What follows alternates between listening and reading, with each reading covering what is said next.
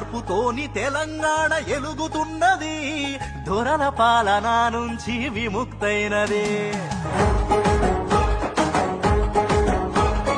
రేవంతన్న పరిపాలన సాగుతున్నది, ప్రజల పక్షమై ముందుకు కదులుతున్నది.